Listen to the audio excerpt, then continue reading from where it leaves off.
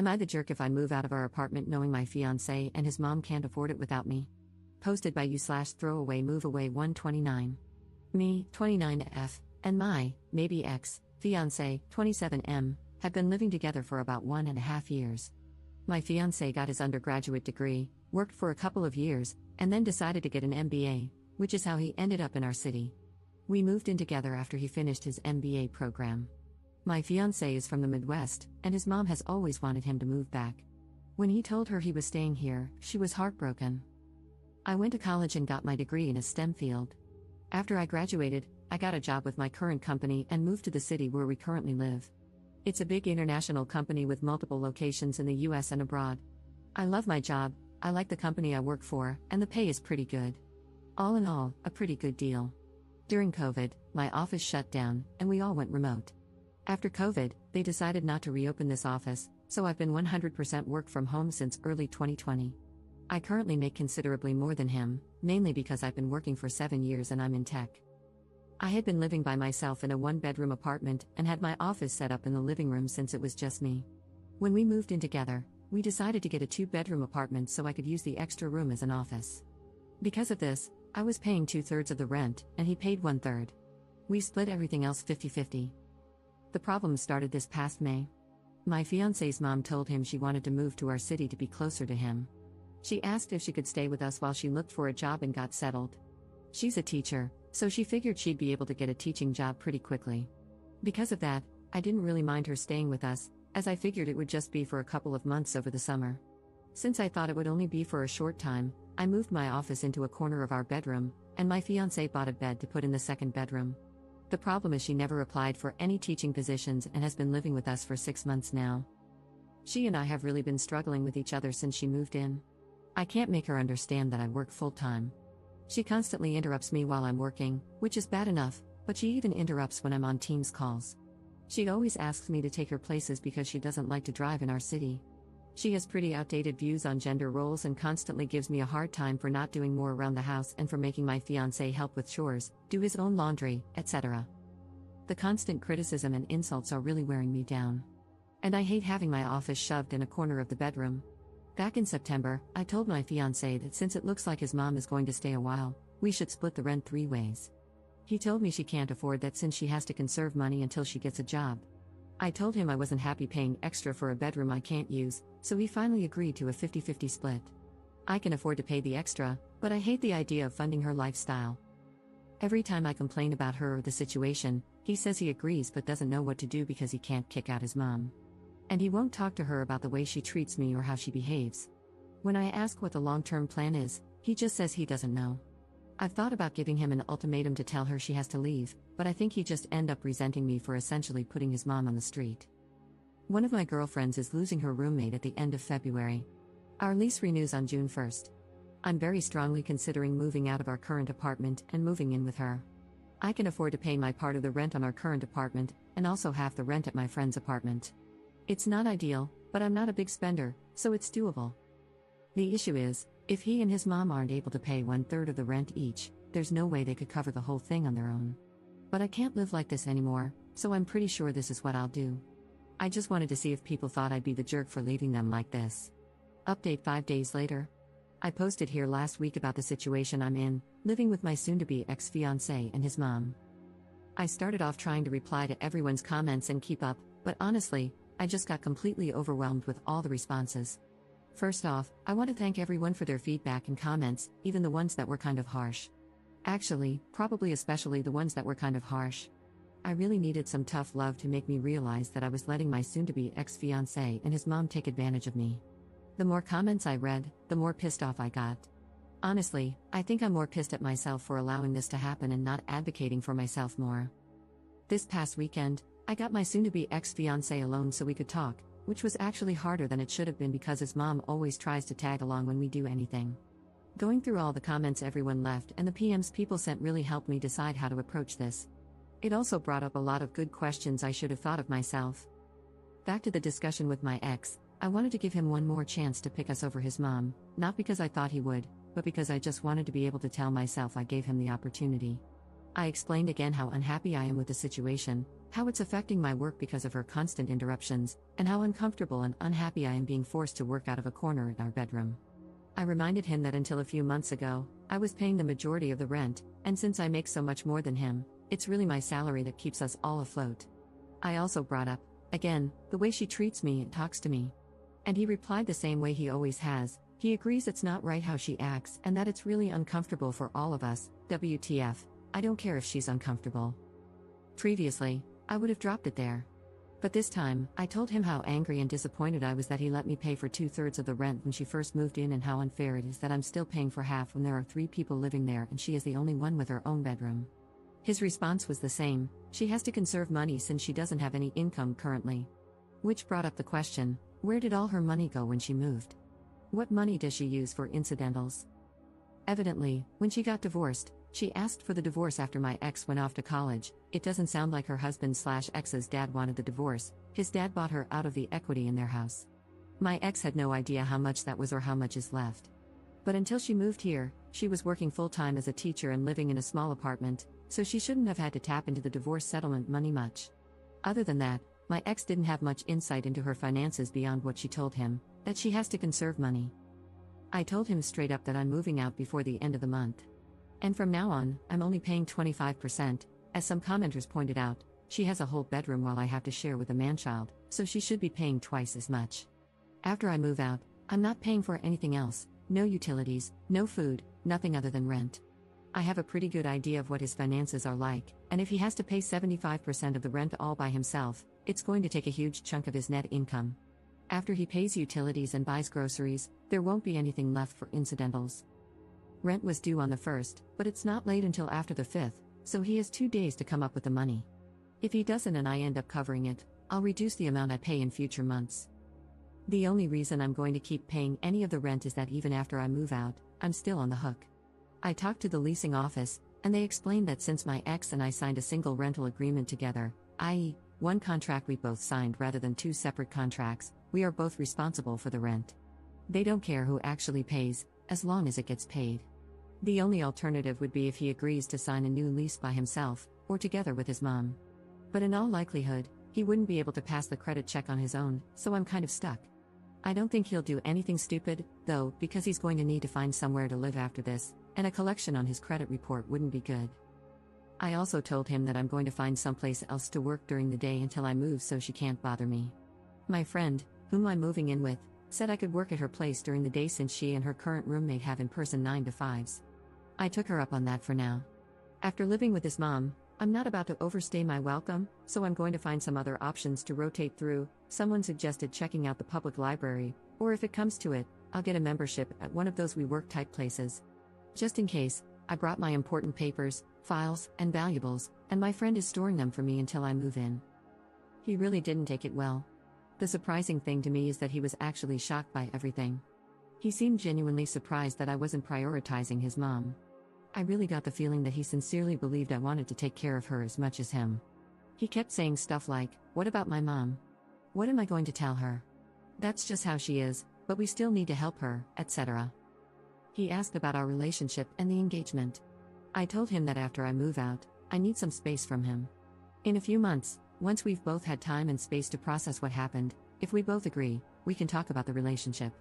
But he'd have to prove that he's going to have my back going forward and will set boundaries with his mom.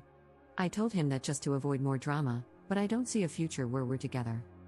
I told him he needs to tell his mom because she's not my responsibility or problem, and she'll know something's up when I start moving my stuff out. He hasn't told her what's going on yet, but this weekend, I'm going to start moving things, so he doesn't have much time.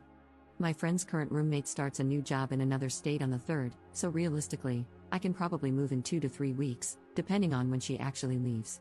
I don't expect him to do anything bad, other than sulk and complain, but if he does do something stupid or doesn't pay his part of the rent, the ace up my sleeve is that I'll tell the leasing office his mom moved in, which is prohibited in the lease. Honestly, getting evicted would solve a lot of my problems right now, so it's a pretty valid threat, I think. Now that I've mentally and emotionally separated myself from him and his mom, I'm actually looking forward to her reaction when he tells her what's going on. If it gets too ugly, I'll find a cheap Airbnb or hotel or something.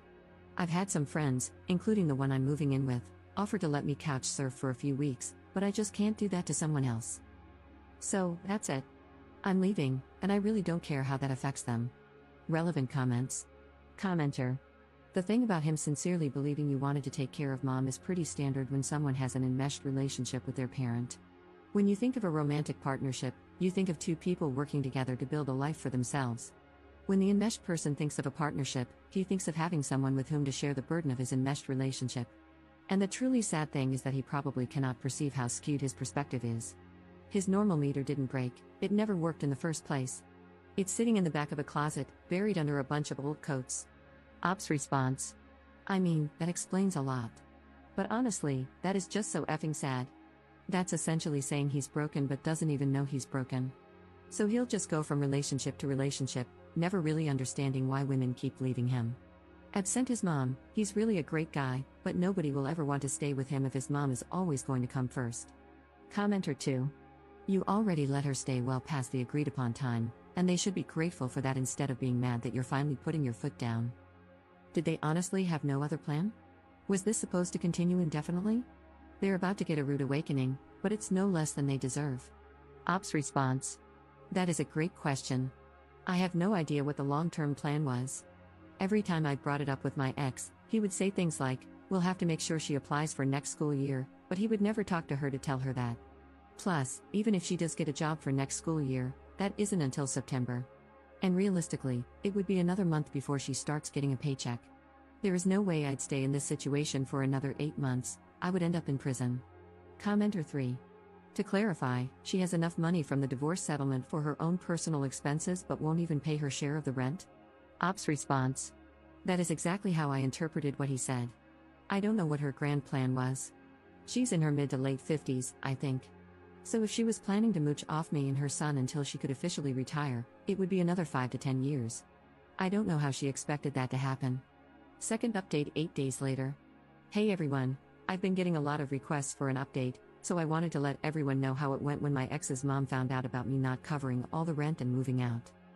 Last week, I started working out of my friend's apartment, the one I'm moving in with, so I didn't see my ex's mom on Monday. On Tuesday around lunch, she sent me a text asking where I was. I told her I was working and that I'd be home late that night. She replied that my ex told her I wasn't going to be contributing as much, so she had to loan him money for rent. That wasn't a surprise to me, so I just replied with a thumbs up emoji. I had plans with my friend and her roommate, who I'm also friends with, to go out for dinner and then get some drinks. By the time I got home, it was after midnight, and my ex's mom was already asleep. The fun started Wednesday morning. I was getting ready to go to work at my friend's place when my ex's mom stopped me and said we needed to discuss my financial situation. Then she went on a whole tirade about having to cover my part of the rent, me making foolish choices by going out to dinner when I couldn't even pay rent, being irresponsible with money, and inconsiderate of the impact it had on others, blah blah blah. She went on to say that if she was going to have to pay my share of the rent, she expected me to do a better job of keeping on top of chores and keeping the apartment clean and organized. I told her I was moving out, since obviously my ex hadn't told her yet. She seemed, I don't know, pleased with herself. All she had to say was, maybe that's for the best. When I got home that night, she immediately wanted to talk. She said that instead of me moving out, we could get a bigger apartment, and that she'd be willing to help by paying the difference between a 2-bedroom and a 3-bedroom. Then we could go back to the arrangement my ex and I had before she moved in, me paying 2/3 of the rent and him paying 1/3. Honestly, when she said this, I think my brain vapor locked. She was making it sound like she was doing us a favor by offering to pay the increase in rent. Apparently, this manchild, who tells his mom literally every single thing about our lives and relationship, hadn't bothered to tell her how much I was actually contributing. It seems like once she discovered my ex wasn't paying for everything like she thought, she wasn't as excited about me moving out. I tried to be polite and told her I had already given notice to our apartment complex that I was moving out at the end of the month and had already committed to moving in with my friend. She kept pushing the issue, saying that if she was willing to pay the difference, I should just stay because that would really be best for everyone. By then, I was getting annoyed and told her that because of the way she had been acting and treating me, I had no interest in living with her anymore. That's when she hit me with the best line of this whole dumpster fire. She said she was worried I was taking advantage of her son and that if we had told her about our financial arrangement, she would have been more understanding of why I wasn't keeping up with the apartment. I told her maybe a good lesson from this is to try being nice to everyone in the future, not just the people you think can help you. And I asked her why she didn't help out more, since she wasn't doing anything productive all day. She did not like either of those comments, and things got pretty hostile, with both of us yelling at each other. And to be fair, we both said some pretty awful things to each other. Finally, I told her I was going to inform the rental office that she had been living there against the lease agreement, because getting evicted would be worth it to see her living on the street. Then I grabbed my laptop and went to my friend's place. I didn't even bother packing an overnight bag. The next afternoon, Thursday, my ex texted me and said he had added his mom to the lease, effective the first of the month, and that she and his dad, I have no idea how that poor man got roped into this, would pay half the rent, while my ex would pay the other half. I confirmed with the property manager that I was off the lease and had no further obligation. I got it in an email, so I have a record. I put in disconnect orders for the utilities under my name and told him to call and set up accounts under his name.